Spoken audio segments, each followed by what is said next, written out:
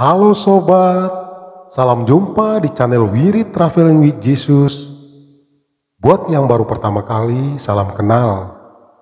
Buat yang setia, salam persahabatan. Kami senang jika Bapak, Ibu, teman semua mendengarkan bacaan Alkitab, kisah orang kudus, renungan harian dan berdoa bersama kami.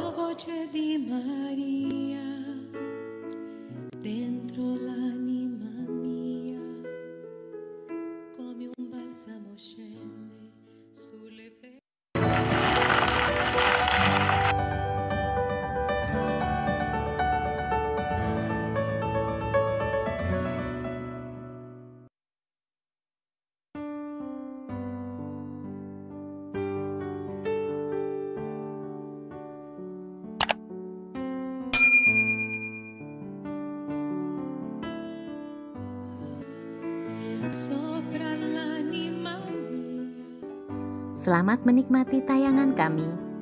Tuhan memberkati. Jangan lupa subscribe, like, share, dan komen. Karena dukungan dari sahabat Wirid bisa menambah semangat kami. Terima kasih.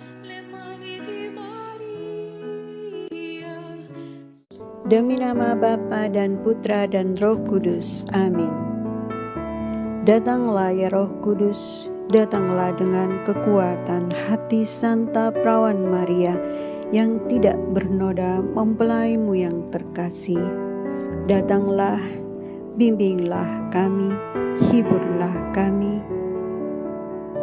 Katakan pada kami apa yang harus kami lakukan dan bantulah kami memahami kehendak Tuhan dalam hidup kami melalui firman-firman yang kami dengar hari ini.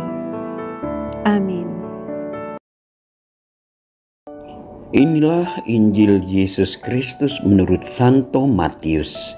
Dimuliakanlah Tuhan. Yesus berkata kepada murid-muridnya, apabila Anak Manusia datang dalam kemuliaan dan semua malaikat datang bersama-sama dengan Dia, maka Ia akan bersemayam di atas tahta kemuliaannya. Lalu semua bangsa akan dikumpulkan di hadapannya dan Ia akan memisahkan mereka seorang daripada seorang. Sama seperti gembala memisahkan domba dari kambing. Ia akan menempatkan domba-domba di sebelah kanannya dan kambing-kambing di sebelah kirinya. Lalu raja itu akan berkata kepada mereka yang di sebelah kanannya, mari, hai kamu yang diberkati oleh Bapa-Ku, terimalah kerajaan yang telah disediakan bagimu sejak dunia dijadikan. Sebab ketika aku lapar, kamu memberi aku makan. Ketika aku haus, kamu memberi aku minum. Ketika aku seorang asing, kamu memberi aku tumpangan. Ketika aku telanjang, kamu memberi aku pakaian. Ketika aku sakit, kamu melawat aku. Ketika aku di dalam penjara, kamu mengunjungi aku. Maka orang-orang benar itu akan bertanya kepadanya, Tuhan, bila manakah kami melihat Engkau lapar dan kami memberi Engkau makan? Atau haus dan kami memberi Engkau minum? Bila manakah kami melihat Engkau sebagai orang asing dan kami memberi Engkau tumpangan? Atau telanjang dan kami memberi Engkau pakaian? Bila manakah kami melihat Engkau sakit atau dalam penjara dan kami mengunjungi Engkau? Maka raja itu akan menjawab mereka, aku berkata kepadamu, sesungguhnya segala sesuatu yang kamu lakukan untuk salah seorang dari saudaraku yang paling hina ini, kamu telah melakukannya untuk aku.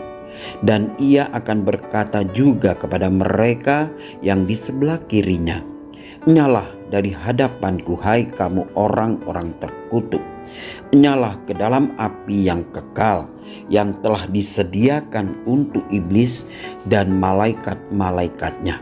Sebab ketika aku lapar, kamu tidak memberi aku makan. Ketika aku haus, kamu tidak memberi aku minum. Ketika aku seorang asing, kamu tidak memberi aku tumpangan. Ketika aku telanjang, kamu tidak memberi aku pakaian. Ketika aku sakit dan dalam penjara, kamu tidak melawat aku. Lalu mereka pun akan bertanya kepadanya, Tuhan, bila manakah kami melihat Engkau lapar atau haus atau sebagai orang asing atau telanjang atau sakit atau dalam penjara dan kami tidak melayani Engkau? Maka ia akan menjawab mereka, aku berkata kepadamu, sesungguhnya segala sesuatu yang tidak kamu lakukan untuk salah seorang dari saudaraku yang paling hina ini, kamu tidak melakukannya juga untuk aku. Dan mereka ini akan masuk ke tempat siksaan yang paling kekal, tetapi orang benar masuk ke dalam hidup yang kekal. Demikianlah Injil Tuhan, terpujilah Kristus. Saudara-saudariku yang dicintai Tuhan Yesus Kristus, renungan pada hari ini kita melayani Yesus yang menyamar. Bagi orang-orang yang percaya akan Yesus, hari kiamat adalah juga saat pengadilan terakhir. Pengadilan terakhir bukanlah sesuatu yang menakutkan, sebab Yesus sendiri memberikan panduan tentang sikap dan perilaku yang berguna bagi keselamatan. Patokannya adalah hukum cinta kasih dan berbuat baik yang dilandasi dengan kehendak baik. Namun berbuat baik berdasarkan kehendak baik itu memiliki nilai Kristiani bila dilakukan demi Kristus. Kebaikan kita diukur oleh satu standar, melayani Kristus demi kemuliaan Allah. Kristus dilayani bukan di gereja pertama-tama, tetapi dilayani dalam diri orang-orang miskin, terlantar, tunawisma yang membutuhkan pertolongan. Merekalah adalah epifani atau penampakan wajah Yesus sendiri. Santa Teresia dari Kulkuta adalah santa orang miskin dan terlantar. Malcolm Muggeridge adalah seorang wartawan Inggris yang ternama selama Perang Dunia Kedua. Sebagai tentara dan mata-mata, namun usai perang beliau dibaptis menjadi Katolik karena bertemu dengan Suster Teresia dari Kulkuta, dan sekaligus memperkenalkan karya Santa Teresia dan dari Kulkuta di segala penjuru dunia.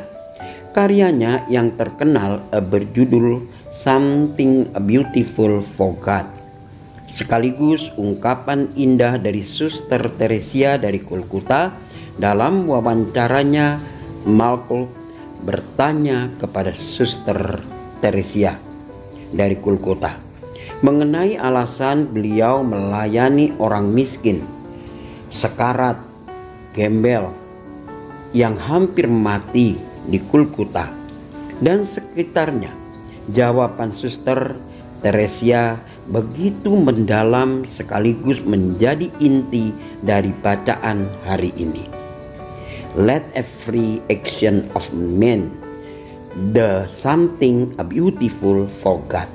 Bagi Suster Santa Teresia dari Kulkuta, orang miskin, gembel, dan sekarat yang dilayani adalah Kristus sendiri yang menampakkan diri dalam wajah mereka. Mereka adalah epifani wana Yesus sendiri. Yesus memberikan dasar yang lebih dalam. Sesungguhnya segala sesuatu yang kamu lakukan untuk salah seorang dari saudaraku yang paling hina ini, kamu telah melakukannya untuk aku. Di Matius 25 ayat 40. Melayani Kristus yang menyamar dalam diri orang miskin atau telantar, tunawisma, orang sekarat, dalam kesehatan keseharian kita tidaklah sulit menemukan orang yang lapar, haus, tunawisma, kesakitan, dan wajah-wajah lain yang butuh perhatian kasih.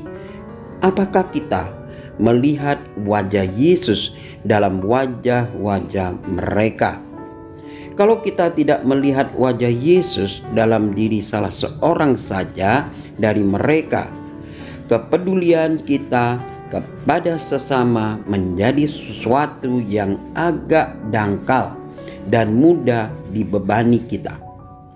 Juga membuat kita mudah menyerah ketika menghadapi tantangan untuk memberi. Tidak jarang terjadi bahwa wajah-wajah Yesus itu telah menghampiri kita dan mengatakan kebutuhannya tanpa kita harus berlelah-lelah mencari mereka yang membutuhkan kasih kita. Mereka datang dan menawarkan diri mereka untuk menjadi pembela kita pada pengadilan terakhir. Hanya banyak orang Kristen sudah merasa diri sebagai orang yang rohani atau memiliki tingkat kerohaniannya yang mumpuni oleh karena sudah rajin beribadah, terlihat aktif dalam pelayanan, bahkan sudah melayani di atas mimbar. Baik itu sebagai pengkhotbah, pemimpin pujian, atau singer, menurut hemat manusia, mereka bisa dikatakan sudah cukup teruji dan tentunya mengharap bahwa apa yang dilakukan akan mengenangkan hati Tuhan. Tuhan akan memberikan pujian terhadapnya. Namun bagi Yesus tindakan demikian belumlah cukup untuk menjamin hidup kita. Saat pengadilan terakhir, bisa-bisa yang rajin beribadah, mengkhotbah pada akhir zaman akan menjadi bagaikan kambing yang dipisahkan dari domba-domba, bahkan diusir. Menutup renungan hari ini, saya mengutip kata-kata inspirasi dari Santa Teresia dari Kulkuta. Saya tidak dapat memastikan seperti apa surga itu, tetapi yang saya tahu, ketika kita meninggal, itulah waktu Allah untuk menghakimi kita. Ia tidak akan bertanya berapa banyak hal-hal yang sudah kamu lakukan di hidupmu, melainkan sebesar apakah cinta yang sudah kamu taruh di setiap apa yang kamu lakukan. Amin. Doa dalam masa pandemi bersama Paus Fransiskus. Kami datang ke dalam rengkuhan tangan-Mu, oh Bunda Allah yang tersuci. Dalam situasi genting ketika seluruh dunia terhimpit oleh penderitaan dan kecemasan, kami menghadap-Mu Bunda Allah dan Bunda kami dan mencari perlindungan di bawah naungan-Mu. Oh Perawan Maria, di tengah pandemi ini arahkanlah pandangan-Mu yang penuh belas kasih kepada kami. Hiburlah setiap pribadi yang berada di ambang keputusasaan dan sedang meratapi kepergian orang-orang yang mereka cintai, yang terkadang dimakamkan dengan cara yang membukakan hati. Tinggallah dan teguhkanlah mereka yang memedulikan keadaan orang-orang terkasih yang sedang sakit, namun tidak bisa berada dekat dengan mereka demi mencegah penyebaran virus ini.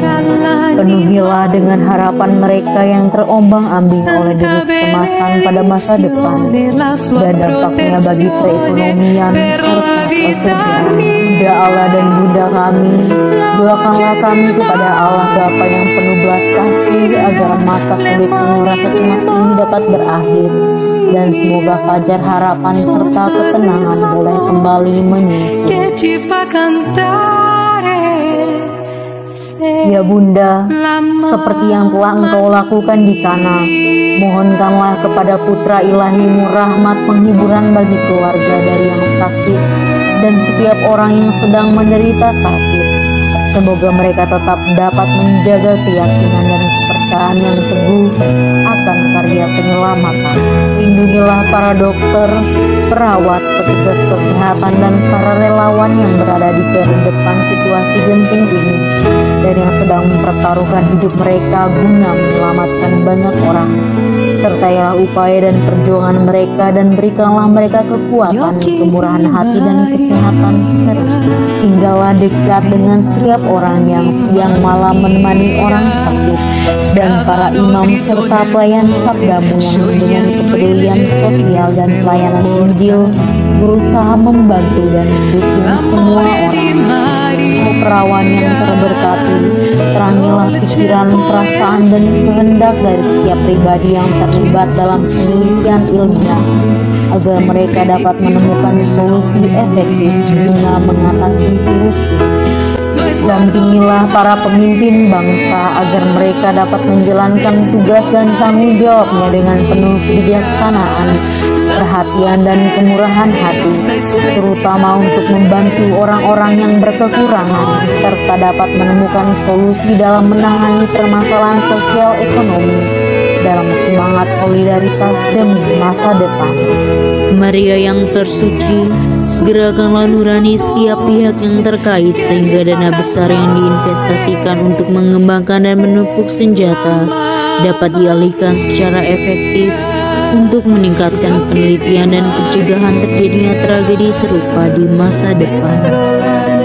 Bunda yang terkasih, tumbuhkanlah di dalam dunia ini rasa memiliki sebagai bagian dari suatu keluarga besar dalam sebuah kesadaran akan ikatan yang menyatukan kita, sehingga dengan semangat persaudaraan dan solidaritas kami bisa bahu-membahu mengatasi akar kemiskinan dan situasi penderitaan. Jadikanlah kami kuat dalam iman, tekun dalam pelayanan, teguh dalam doa. Bunda Maria, penghibur orang berduka, rangkulah semua anak-Mu dalam masa sulit ini, dan bawalah doa-doa kami pada Allah, agar Allah mengulurkan tangannya yang penuh kuasa untuk membebaskan umatnya dari situasi pandemi yang mengerikan ini, sehingga kehidupan bisa tenang dan pulih kembali. Kepadamu yang bersinar dalam perjalanan kami, sebagai tanda pengharapan dan keselamatan, kami mempercayakan diri dan harapan kami seutuhnya, ya Perawan Maria yang penuh kelembutan dan belas kasih. Amin. Saudara-saudari, para sahabat Wirid Traveling with Jesus, marilah kita memohon berkat Tuhan untuk kita semua. Tuhan sertamu dan sertamu juga. Semoga saudara-saudari, sanak keluargamu, usaha-usaha, pekerjaan-pekerjaan, kesehatan, dan imanmu senantiasa dilindungi dan diberkati oleh Allah yang Maha Kuasa, Bapa, Putra, dan Roh Kudus. Semoga Tuhan selalu menyertai kita. Syukur kepada Allah. Amin. Demikian bacaan hari ini. Terima kasih sudah menonton. Jangan lupa subscribe, like kami di Facebook, dan follow kami di Instagram. Wirid Traveling with Jesus. Sampai jumpa lagi di video selanjutnya.